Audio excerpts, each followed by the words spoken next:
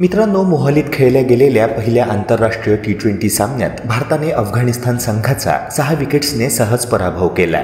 मात्र सामन्यादरम्यान भारतीय कर्णधार रोहित शर्मा शुभमन गिलवर चांगलाच चिडलेला दिसला, जेव्हा शुभमन गिलपायी रोहित शर्मा धावबाद झाला. तब्बल 14 महिन्यांनंतर T20 क्रिकेटमध्ये पुनरागमन करत असलेला रोहित शर्मा शून्यावर धावबाद झाला.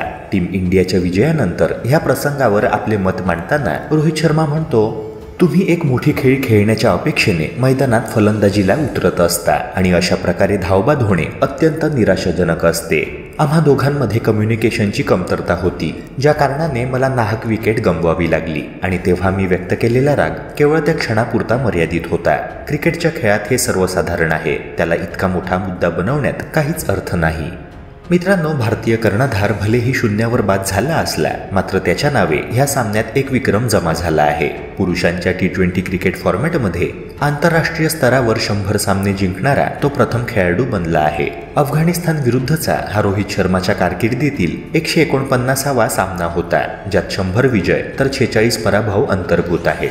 रोहित शर्मानंतर ह्या विक्रमाच्या बाबतीत दुसऱ्या क्रमांकावर पाकिस्तानी क्रिकेटर शोएब मलिक आहे, तर किंग कोहली तिसऱ्या क्रमांकावर आहे. शोएब मलिक 86 विजयांसह दुसऱ्या, तर किंग कोहली 73 विजयांसह तिसऱ्या क्रमांकावर आहे. मित्रांनो, ह्याच सामन्यात रोहित शर्माच्या नावे आणखी एक नकोसा विक्रम जमा झाला आहे. T20 क्रिकेट फॉर्मॅटमध्ये सर्वाधिक वेळा शून्यावर बाद होणारा तो भारतीय फलंदाज ठरला आहे. रोहित शर्मा तब्बल 11 वेळा शून्यावर आऊट झाला आहे. ह्या यादीत दुसऱ्या क्रमांकावर KL राहुल, तर तिसऱ्या क्रमांकावर विराट कोहली, श्रेयस अय्यर आणि वॉशिंग्टन सुंदर हे तिघे आहेत. रोहित शर्मा T20 क्रिकेट फॉर्मॅटमधील सर्वात वयस्कर भारतीय कर्णधार देखील बनला आहे. वयाच्या 36व्या वर्षी त्याने T20 फॉर्मॅटमध्ये टीम इंडियाचे नेतृत्व केले. ह्यापूर्वी हा विक्रम शिखर धवनच्या नावे होता. त्याने 35व्या वर्षी भारतीय क्रिकेट संघाचे T20 फॉर्मॅटमध्ये नेतृत्व केले होते. मित्रांनो, भारतीय स्टार बॅट्समन विराट कोहली या वर्षीचा T20 वर्ल्ड कप खेळणार ह्या बातमीवर शिक्कामोर्तब झाले आहे. ह्याबाबत आपली प्रतिक्रिया नोंदवताना दक्षिण आफ्रिकेचा दिग्गज फलंदाज आणि मिस्टर 360 डिग्री क्रिकेटर म्हणून प्रसिद्ध AB डिव्हिलियर्स म्हणतो की ह्या बातमीने मला जराही आश्चर्य झालेले नाही. क्रिकेटसाठीच विराट कोहलीचा जन्म झाला आहे. तीनही फॉर्मॅटमध्ये त्याच्या तोडीचा फलंदाज सध्या तरी मला माहिती नाही. डिव्हिलियर्स पुढे म्हणतो की भारतीय संघात रोहित शर्मा, विराट कोहली सारखे खेळाडू असणे संघातील इतर तरुण खेळाडूंकरिता खूप महत्त्वाचे आहे. हे दोन्ही खेळाडू अनुभव संपन्न आहेत आणि ते काय कमाल करून दाखवू शकतात हे मी तुम्हाला वेगळे सांगण्याची गरज नाही. तुम्ही तुमच्या अनुभवी खेळाडूंकडून नक्कीच अपेक्षा करू शकता की ते तुम्हाला वर्ल्ड कप जिंकवून देतील. विराट कोहलीच्या रक्तातच क्रिकेट आहे. क्रिकेटच्या वेडापायीच तो स्वतःला सिद्ध करू शकला आहे. त्याच्यासारखा मानसिक आणि शारीरिकदृष्ट्या कणखर खेळाडू संघात असणे म्हणजे संघाची ताकद दुप्पट करणेच आहे. मित्रांनो, AB डिव्हिलियर्स पाठोपाठ सुरेश रैनाने देखील संघ निवडकर्त्यांच्या ह्या निर्णयाचे स्वागत केले आहे. सुरेश रैनाच्या मते रोहित शर्मा आणि विराट कोहली दोघेही भारतीय संघाच्या पाठीचा कणा आहे आणि त्यांना T20 वर्ल्ड कप करिता संघाबाहेर ठेवणे मूर्खपणाचा निर्णय झाला असता. सुरेश रैना म्हणतो की रोहित शर्माने वन डे वर्ल्ड कपमध्येच दाखवून दिले होते की तो काय दर्जाचा कर्णधार आहे. त्याच्या नेतृत्वात भारतीय संघ T20 फॉर्मॅटमध्ये नक्कीच चमकदार कामगिरी करून दाखवेल. शिवाय विराट कोहली म्हणजे जणू रन मशीनच आहे. माझ्या मते भारतीय फलंदाजीत यशस्वी जयस्वाल आणि रोहित शर्माने संघाच्या सलामीवीरांची भूमिका पार पाडावी, तर तिसऱ्या क्रमांकावर विराट कोहलीच परफेक्ट आहे. मित्रांनो, कोहलीच्या संघात असण्याने एका भारतीय फलंदाजाचे संघातील स्थान मात्र धोक्यात आले आहे आणि तो फलंदाज म्हणजे ईशान किशन. ईशान किशनने दक्षिण आफ्रिकेविरुद्धच्या क्रिकेट सिरीजमध्ये अचानक ब्रेक घेतला होता. त्यानंतर अफगाणिस्तान विरुद्धच्या T20 सिरीजकरिताच्या भारतीय संघात देखील त्याचे नाव नव्हते. अशात संघाचे प्रशिक्षक राहुल द्रविड यांना ह्यामागचे कारण प्रेस कॉन्फरन्स घेऊन स्पष्ट करावे लागले होते. आता तो T20 वर्ल्ड कपमध्ये संघात असेल की नाही ह्याबाबतही मोठा संभ्रम उपस्थित झाला आहे. तुमच्या मते ईशान किशन संघात असावा की नाही, कमेंट सेक्शनद्वारे नक्की सांगा. त्यानंतरची मुख्य बातमी आहे स्टार परफॉर्मर रिंकू सिंगबाबत. सध्या तो भारतीय संघाच्या फलंदाजीत फिनिशरची भूमिका चोख पार पाडताना दिसतो आहे.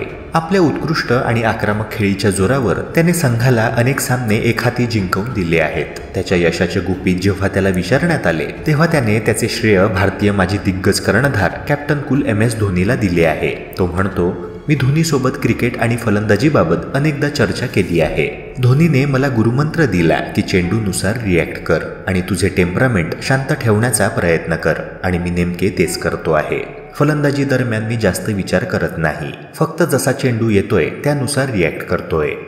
मित्रांनो, ह्यानंतरची न्यूज आहे भारत पाकिस्तान क्रिकेट सिरीजबाबत. PCB चीफने एक वक्तव्य केले आहे, ज्यावरून लवकरच ह्या दोन देशांदरम्यान क्रिकेट सिरीज खेळवल्या जाईल असा संकेत मिळाला आहे. राजकीय कारणांमुळे अनेक वर्षांपासून उभय देशांदरम्यान एकही द्विपक्षीय क्रिकेट सिरीज खेळवण्यात आली नाही. केवळ ICCच्या स्पर्धांमध्येच हे दोन देश मैदानात आमने सामने उतरले होते. मात्र PCB चीफ जका अशरफ यांच्या म्हणण्यानुसार दोन्ही देशांचे क्रिकेट बोर्ड क्रिकेट सिरीज खेळवण्यासाठी तयार आहेत. मात्र फक्त सरकारच्या परवानगीची गरज आहे. आशा आहे की भारत सरकार देखील ह्यावर लवकरच विचार करेल. PCB चीफच्या ह्या वक्तव्यावर BCCI तर्फे मात्र कोणतीच प्रतिक्रिया नोंदविण्यात आली नाही. मित्रांनो, तुमच्या मते भारत पाकिस्तान अशी बायलॅटरल क्रिकेट सिरीज खेळवण्यात यावी अथवा नाही, कमेंट सेक्शनद्वारे नक्की सांगा.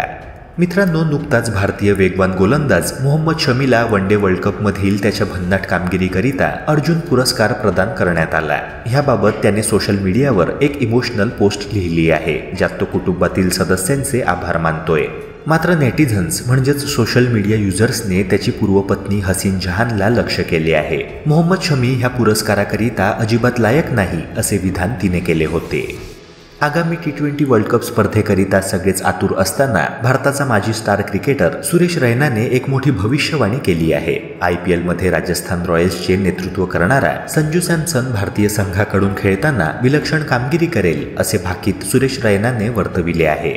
टीम इंडियासाठी संजू सॅमसन ट्रम्प कार्ड ठरेल असे म्हणताना सुरेश रैना म्हणतो की अद्याप जगाला संजू सॅमसन काय विलक्षण प्रतिभेचा धनी आहे ह्याची जाणीव नाहीये. त्याला तशा संधीही कमीच मिळाल्या. मात्र मला नेहमीच त्याच्यात कॅप्टन कुल माहीची झलक पाहायला मिळाली आणि मला पूर्ण विश्वास आहे की आगामी विश्वचषक स्पर्धेत तो अफलातून खेळी साकारून स्पर्धेतील सर्वोत्कृष्ट फलंदाज ठरेल. मित्रांनो, नंतरची बातमी आहे रिषभ पंतबाबत. दुर्घटनेमुळे गंभीर जखमी झालेला पंत आता बराच सावरला आहे आणि यंदाच्या IPL द्वारे क्रिकेटमध्ये पुनरागमन करणार आहे. रिषभ पंतबाबत बोलताना भारताचे माजी दिग्गज cricketer little master Sunil Gavaskar म्हणतात की मी T20 वर्ल्ड कप स्पर्धेत KL राहुललाच विकेट किपरच्या रूपात बघू इच्छितो. मात्र जर रिषभ पंत एका पायावर जरी खेळण्यास समर्थ असेल तर त्याला नक्कीच संघात टीम सिलेक्टर्सने स्थान द्यायला हवे. ह्या फॉर्मॅटचा तो गेम चेंजर खेळाडू आहे. जर मी स्वतः सिलेक्टर असतो तर त्याच्या नावाचा संघात समावेश मी सर्वप्रथम केला असता. यानंतरची बातमी आहे किंग कोहली आणि अनुष्का शर्मा यांच्या मुलीबाबत. वामिका कोहली ही आता 3 वर्षांची झाली आहे. मात्र अजूनही तिचा चेहरा कोणत्याच पोस्टद्वारे विराट किंवा अनुष्काने जगापुढे येऊ दिला नाही. ह्यामागील कारण स्पष्ट करताना विराट कोहली म्हणतो की आम्ही दोघांनी निर्णय घेतलाय की जोपर्यंत वामिका मोठी होत नाही, सोशल मीडिया तसेच तिच्या आवडीनिवडीबाबत आम्हाला तिचे मत सांगणार नाही, तोपर्यंत तिचा चेहरा जगापुढे येणार नाही. मित्रांनो, विराट आणि अनुष्काचा हा निर्णय तुम्हाला आवडला की नाही, कमेंट सेक्शनद्वारे नक्की कळवा. तसेच स्पोर्ट्स रिलेटेड कंटेंट्स आपल्या मराठीत बघण्याकरिता चॅनलला सबस्क्राईब करून बेल आयकॉनला नक्की प्रेस करा. भेटूया पुन्हा एका नव्या व्हिडिओसह. Thank you and take care.